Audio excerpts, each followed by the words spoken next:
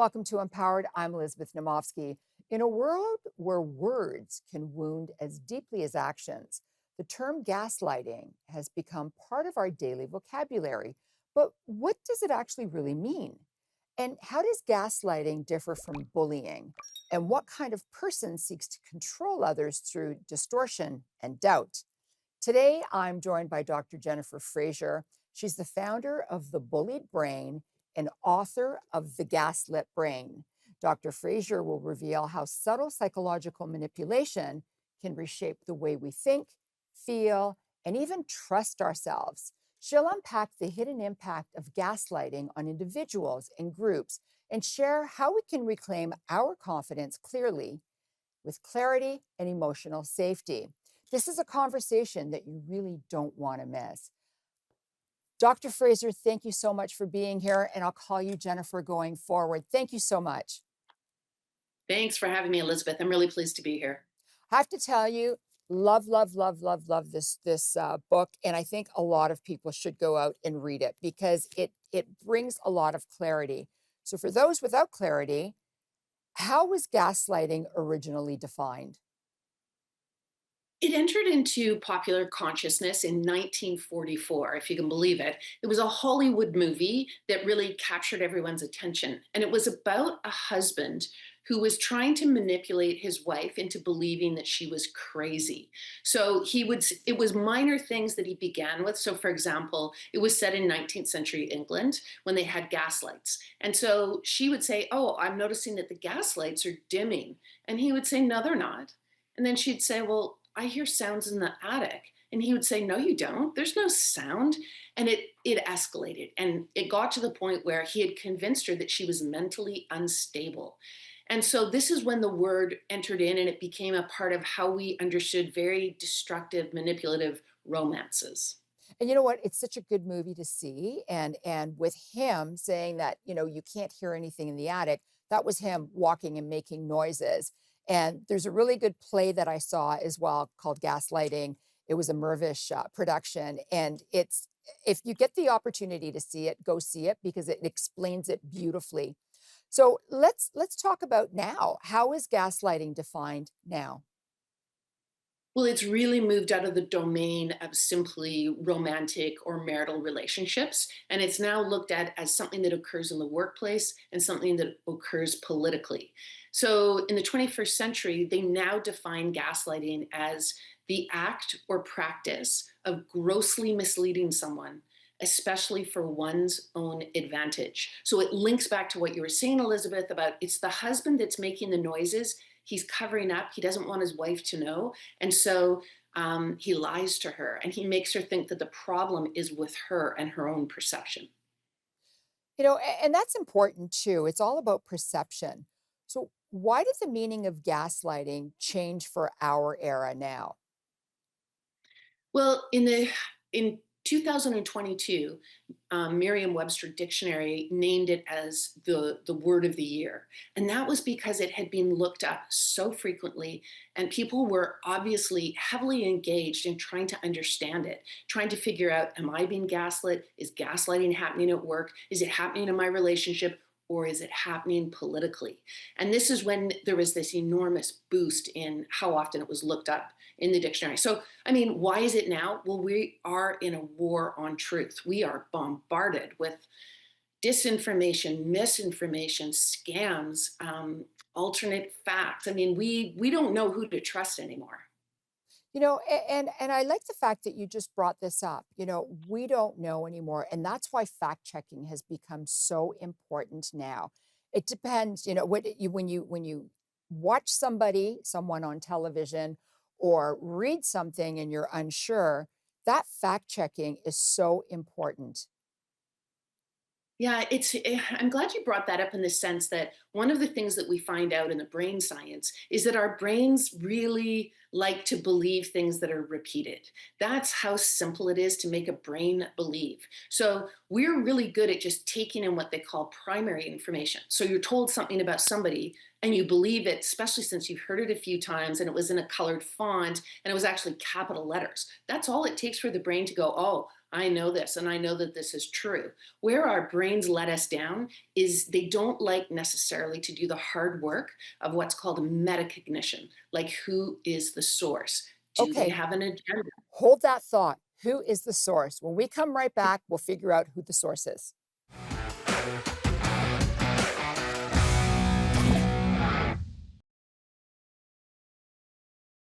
Welcome back to Empowered. I'm Elizabeth Naumovski. Today we're discussing the risks posed by gaslighting. Okay, before we went to break, we're talking about who is the source. Yeah, so when you are dealing with a gaslighter, when you're dealing with someone who's abusive, a bully, a liar, a manipulator, these types of people, you need to do the extra work. Don't believe what they say just because they repeat it. Don't think that it's true when you see it in the news or they repeatedly say it in a speech or in your, over dinner or in the boardroom. You need to do your homework every time, especially when you have that inkling there's something wrong. So, I, can you please explain to us what's the difference between somebody who's a gaslighter and someone who's a bully? Yeah, so the bully is using basically two essential lies, and it applies to almost every single bullying scenario we deal with in our world. And that is number one, you are unworthy. That's the first lie. The second lie is you do not belong. And they will conjure up anything to make that be the reality that we're dealing with. So that's bullying, and they try to turn the community against you using these lies. Now, in gaslighting, they try to turn you against yourself. They tell you you're not worthy, you don't belong, and that's because you're untrustworthy. So you can see the reversal happening. They're lying to you, but they're trying to make you believe that you can't trust yourself. Wow. Just wow. That's all I have to say. So let's go further here. What made you so interested in gaslighting that you wrote a book about it? Yeah, I study abuse cultures and I've studied abuse cultures for decades. I've always wanted to understand why individuals create these destructive ways of behaving around one another. But the gaslighting specifically happened to me at work. And I was involved in an abuse situation. I was reporting to my higher ups that abuse was occurring. I'd heard it from 30 different individuals. It was very serious abuse of children, and the person reported to, my leader, my boss, he looked at me and he just shook his head and he smiled and he said, that's just old school coaching."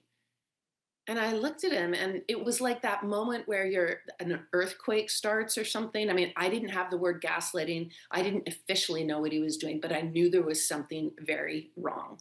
And you talk about that in the book. But what I'd like to know is when you were being gaslit at work, did you actually realize it? No, I did not. I didn't have a word for it. And I mean, that's one of the key things that I learned, and especially in doing the research for the book, is that if we do not have the words to speak to ourselves about what's happening, we literally cannot experience it. Our brain cannot factor it in or understand it, let alone report it to someone else. So, one of the most important learnings that I have from this experience, traumatic experience, is that vocabulary, as you mentioned it at the very beginning, Elizabeth, you said words are everything. They are everything in bullying and gaslighting. They can change reality with the blink of an eye, and they can set you off on a very, very unhealthy path. And it's just words. And we don't really take them seriously enough in the law or in our society. So then explain to me what kind of person gaslights someone else? Yeah, a gaslighter, I'm sorry to report, usually has a significantly damaged brain. You can see on a brain scan the way an fMRI machine, the way in which they function. They have very damaged emotional areas as well as their affective empathy is eroded. And your affective empathy is the part of yourself that can walk in someone else's shoes, that knows that someone feels joy or pain or thinks a certain way or intends to do something in a certain way. It's one of our most important brain capacities. And people who gaslight and lie they're pathological liars. They abuse other people. They manipulate. They are puppet masters. Those individuals almost always have damaged affective empathy. I love the fact that you're talking about empathy because to me, empathy and kindness are key sources of value that keep society going. Like, we need to understand each other. And no, lacking empathy is I don't I have no words for it actually. Well, it's really quite frightening when you put these individuals in fMRI machines and you show them very disturbing pictures of people being humiliated or yelled at or abused in one way, shape, or another. Their affective empathy, the neural network does not light up. Their emotions do not light up. So they don't feel guilt. They don't Oh, feel remorse. okay. So when we come back, we're going to talk about the benefit that someone gets or gains by gaslighting. So please don't go away. We'll be right back with more. Welcome back to Empowered. I'm Elizabeth Naumovski. Today we're discussing the risks posed by gaslighting. And Jennifer, I've got to tell you, I'm finding this conversation fascinating because there's so much going on nowadays when it comes to gaslighting. One of my questions is, what benefit does someone gain by gaslighting? Well, I mean, there's a whole different set of layers that we could look at. So, people who gaslight, they might be trying to steal your work. They might want your ideas. They might want you. I mean, in the original movie that we talked about in 1944, the man was trying to steal, the husband was trying to steal the jewels that were hidden in his wife's house. So, they always have an agenda. They want power, they want prestige, they want something. Now, what's really disturbing is on a brain level, they need more and more in order to get it's like an addictive impulse for them to get the dopamine hit. They have to abuse more and more, they have to lie more and more, groom more people, be the puppet master of more. So it's really just a negative trajectory. So we know the effect on the gaslighter, but what effect does gaslighting have on a person or a group of people? Well, it's correlated with extremely serious health and mental health responses. Our nervous system is not designed to think that other people are lying to us. Our brain is designed by evolution to trust other people. That's, as you were talking about before, empathy is a key component because it's how we connect, it's how we build civilizations and communities. And when there's a liar in the mix or a double agent or somebody who's trying to lure you in only to harm you, and they're promising you things, but they're never going to deliver. All of these things are devastating to the brain and body. They lead to all kinds of chronic diseases, autoimmune disorders, some types of cancer, definitely heart, really hurts the heart, blood pressure levels are through the roof, these sorts of things. And then mental health wise, leads to a lot of anxiety and depression, suicidal ideation, self harm, addiction, because you're constantly trying to soothe the nervous system that is hypervigilant, that doesn't know who to trust and who's telling a lie. That's a lot of stress for our bodies and our brains to go through. Yeah, it's extremely destructive. Huh. Okay, so how does gaslighting fit into abuse culture? So abuse culture is basically, we can take four key pillars, and they're good things to watch for in your workplace or politically. If you see these four things, you should be on high alert. You're dealing with an abuse culture. So you need to have humiliation. You need to have fear and threat.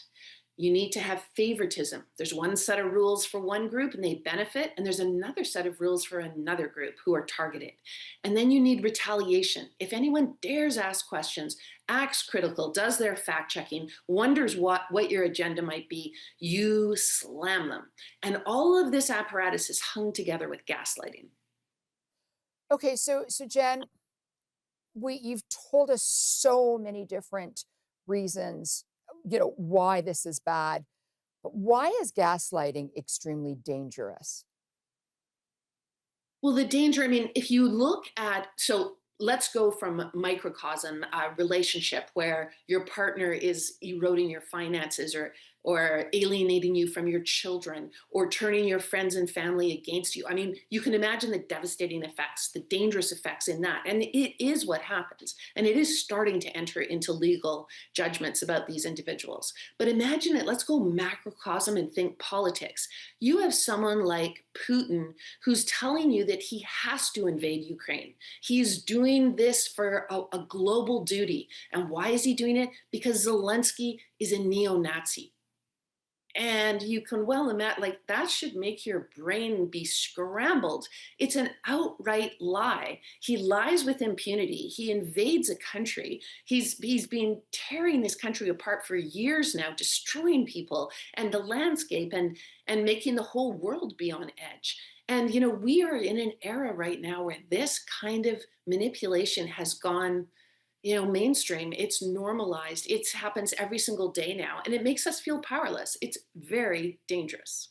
Yeah, it does make us feel powerless. And when I was reading your book, it actually made me think about scammers and fraudsters because they gaslight us as well when they're trying to scam us and take our money.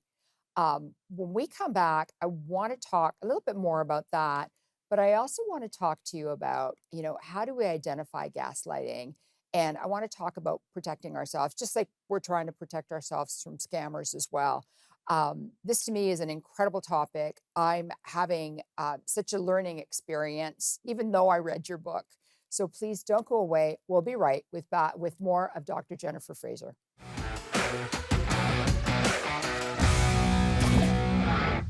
Welcome back to Empowered. I'm Elizabeth Naumovski. Today we're discussing the risks posed by gaslighting. I'm joined by Dr. Jennifer Fraser, founder of the Bullied Brain and author of the Gaslit Brain. And as I was mentioning before we went to break, reading your book, I kept thinking about scammers and fraudsters. So I guess would they be in the same category as gaslighting? The thing about scammers is they do, for sure. A lot of them will play on your vulnerabilities. They will mimic and imitate people that are close to you. They will act like they care about you, and then they'll just pull the rug out from under you. And so definitely they fit into this category of people that want you to believe something that is utterly false. All right, so let's continue. Why is gaslighting dangerous?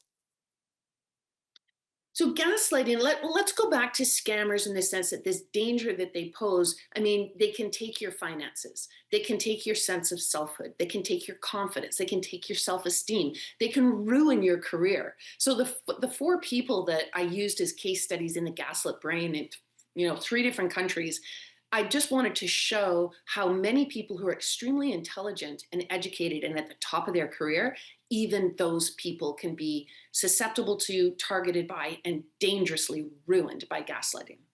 So, Jennifer, how do we identify gaslighting if we're in that situation? Well, you want to have a kind of a sense of alert and trust your gut. Now, I know that sounds a little bit like it's hard to be precise about that, but it's actually not. You should get a feeling, a strange feeling with someone who is manipulating in line. You'll notice patterns like they'll tell you, I didn't say that, or they'll repeat just a little too often. Even when someone repeats something twice, certainly somebody at work or a leader or someone who's arguing with you, you want to pay attention to that repetition because it is that attempt to make you familiar so that your brain thinks it's true and it's normal. You want to watch for those four pillars of abuse culture. If you start to see any kind of humiliation, threatening behaviors, retaliation, you dare to speak up and say, hey, you crossed a boundary. And the person is like, you're really out of line. And it's not the response you expect. When you get those little jolts, you want to pay attention to them. We're so bombarded, we sometimes don't, but you actually need to like hone in on that. So when somebody is in their lowest of lows and they've been dealing with this for a while, how do we protect ourselves from gaslighting? Well, one of the best things that you can do the second you start to feel concerned, instead of looking within, it's what we tend to do. We automatically are like, "Oh, so and so said I'm not worthy and I don't belong, and that really I'm a little unstable, I'm deranged, I'm a lunatic. They don't believe me. I should really get some help. I need to see a counselor. Maybe I'm bipolar." When people start to do this kind of thing to you, you want to get it on paper. So every single time someone says the repeat line to you or so on and so forth, that it happened at this office at this time, get it on paper. The more you can see it, the more your brain launches into a more cognitive, thoughtful, prefrontal cortex kind of view of it, not an emotional one. You want to pull out of that emotional category and start to be a little bit more consciously clear. Why are they saying it? Why don't they treat me the same as other people? I'm looking at all these things they've said that they now deny.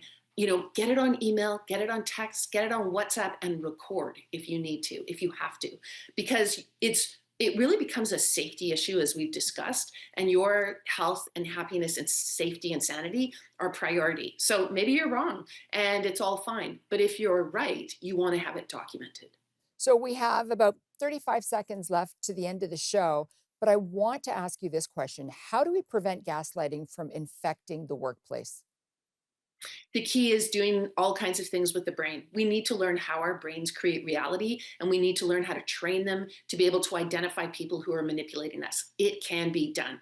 The brain science is very clear, well established. We can all better protect ourselves from liars and manipulators and gaslighters. Dr. Jennifer Fraser, love, love, love the book, The Gaslit Brain. Thank you so much for coming on Empowered. This has been a great conversation. Thank you, Elizabeth, for having me. I really enjoyed talking to you. As Jennifer says, when you recognize the signs of abuse, whether personally, professionally, or politically, don't look within.